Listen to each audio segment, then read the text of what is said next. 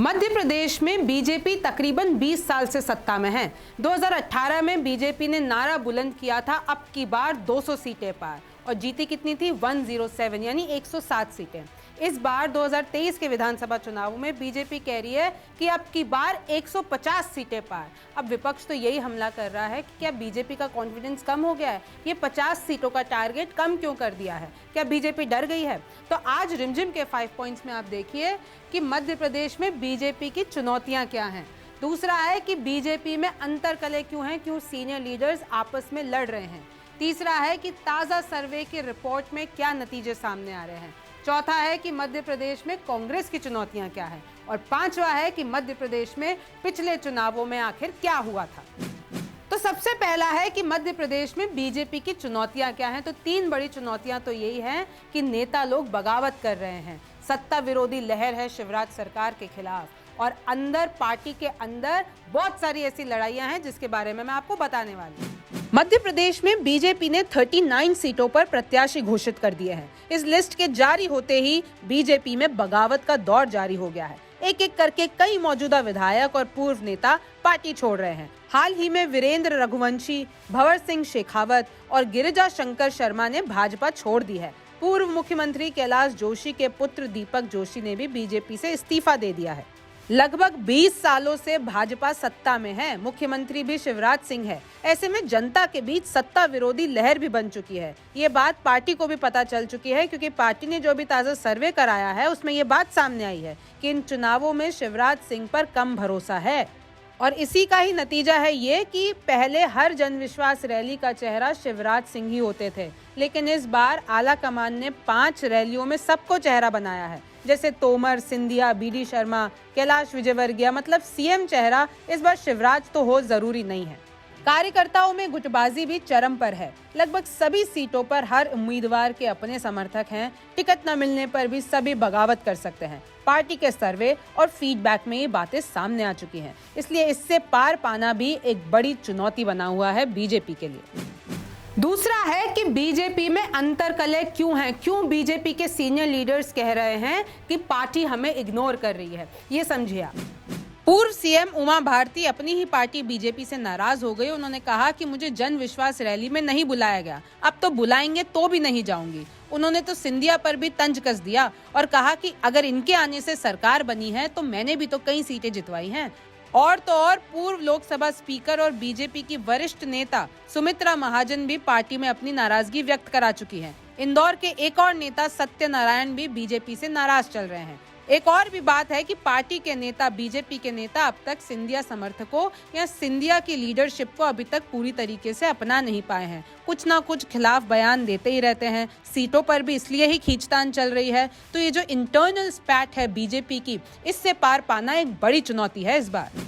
तीसरा है कि ताज़ा सर्वे की रिपोर्ट में क्या नतीजे आए हैं। तो जो फीडबैक आया है बीजेपी के पास वो ये आया है कि इस बार बीजेपी और कांग्रेस में टक्कर की लड़ाई है। तो अगर जीतना है तो और ज़्यादा मेहनत करनी पड़ेगी और ज़्यादा राजनीति करनी पड़ेगी। ये सर्वे रिपोर्ट देखिए। सी वोटर सर्वे के हिसाब से जब लोगों से पूछा गया कि एमपी में 39 सीटों पर उम्मीदवारों का ऐलान कर बीजेपी ने शुरुआती बढ़त बना ली है कि नहीं, तो हाँ कहने वाले 45% लोग हैं, नहीं कहने वाले 47% लोग हैं, और पता नहीं कहने वाले हैं 8%। मतलब 47% कह रहे हैं नहीं, इससे कुछ नहीं होने वाला है, मतलब बीजेपी नहीं जीतने वाली है।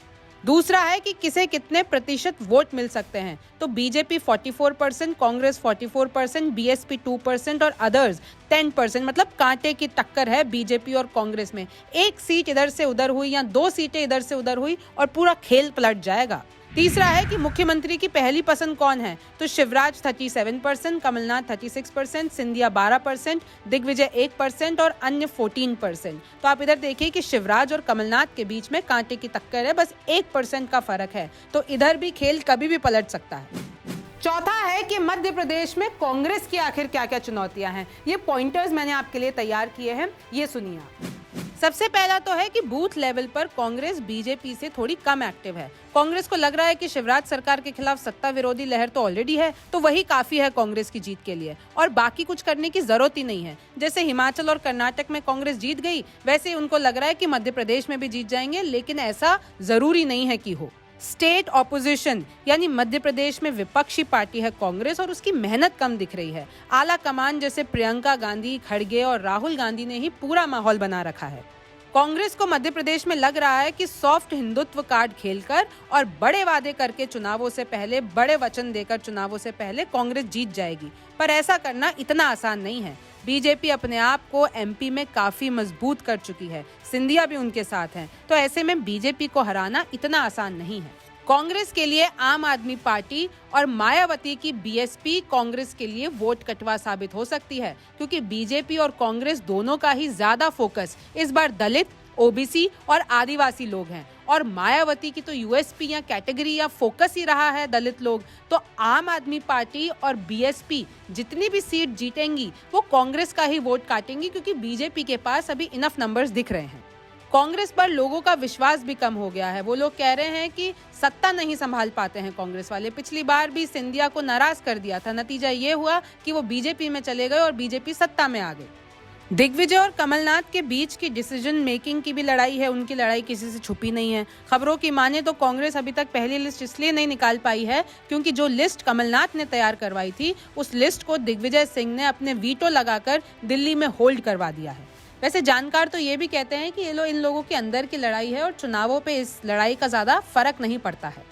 कांग्रेस पर यह भी आरोप है कि वो अपने सीनियर लीडर्स को इग्नोर कर रही है। 4-5 गुट बने हुए हैं, जैसे दिग्विजय सिंह का अलग गुट, अरुण यादव जो कि पूर्व केंद्रीय मंत्री रह चुके हैं उनका अलग गुट, कमलनाथ का अलग, सुरेश पचौरी का अलग, जीतू पटवारी का अलग। ये सब इंटरनल लड़ाई का कारण है और यही कारण है कि संगठन में लोग नाराज है कि सिर्फ दिग्विजय और कमलनाथ को फेस बना रखा है, बाकी सारे लीडर्स को, बाकी सारे सीनियर लीडर्स को कांग्रेस भूल गई है। और आखिरकार पांचवा है कि मध्य प्रदेश में पिछले चुनावों में क्या हुआ है। हमें पिछले चुनावों का गणित आखिर क्या समझाने की कोशिश कर रहा है, ये ग्राफिक्स देखिए। तो मध्य प्रदेश में विधानसभा सीटें हैं 230। 2018 में आखिरी चुनाव हुए, उसमें कांग्रेस ने जीती 114, बीजेपी ने जीती 107 और अन्य के खाते में 7 सीटें आई। साल 2018 में विधानसभा चुनाव में कांग्रेस ने 40.89% वोट और 114 सीटें हासिल की, जबकि बीजेपी ने 41.2% वोट और 107 सीटों के हाथ संतोष करना पड़ा। बीजेपी चुनाव हारी और 15 महीने तक विपक्ष में बैठी रही। फिर चल दिया एक कार्ड, सिंधिया और उनके समर्थक बीजेपी के हो गए। उन्होंने कांग्रेस छोड़ दी और फिर से बीजेपी सत्ता में आ गई। बेसिकली सिंधिया ने कांग्रेस इसलिए छोड़ी थी क्योंकि उनको सीएम बनना था और आखिरी वक्त पे कांग्रेस ने सीनियर लीडर कमलनाथ को चुना, और जबकि सिंधिया के कारण काफी सीटें कांग्रेस ने जीती थी और उनका अच्छा खासा बोलबाला था। अब लोकसभा की बात कर लेते हैं। मध्य प्रदेश में लोकसभा सीटें हैं 29। 2019 में आखिरी बार चुनाव हुए तो बीजेपी ने 28 सीटें जीती और कांग्रेस के खाते में सिर्फ 1 आई। आप ये डिफरेंस देखिए कि राज्य और लोकसभा में कितना ज्यादा डिफरेंस है। अब मध्य प्रदेश में आखिर क्या होता है ये तो चुनाव की डेट्स आने के बाद और चुनाव के नतीजे आने के बाद पता चलेगा। आप न्यूज़ 24 देखते रहिए। मैं हूं रिमझिम जेठानी, फिर मुलाकात होगी। नमस्कार, मैं हूं मानक गुप्ता। अगर आपको हमारा ये वीडियो पसंद आया हो तो इसे लाइक और शेयर जरूर करें, और हाँ, हमें सब्सक्राइब और फॉलो करना ना भूलें ताकि आप देश और दुनिया की कोई खबर मिस ना करें। तो जुड़े रहिए हमारे साथ और देखते रहिए न्यूज़ 24।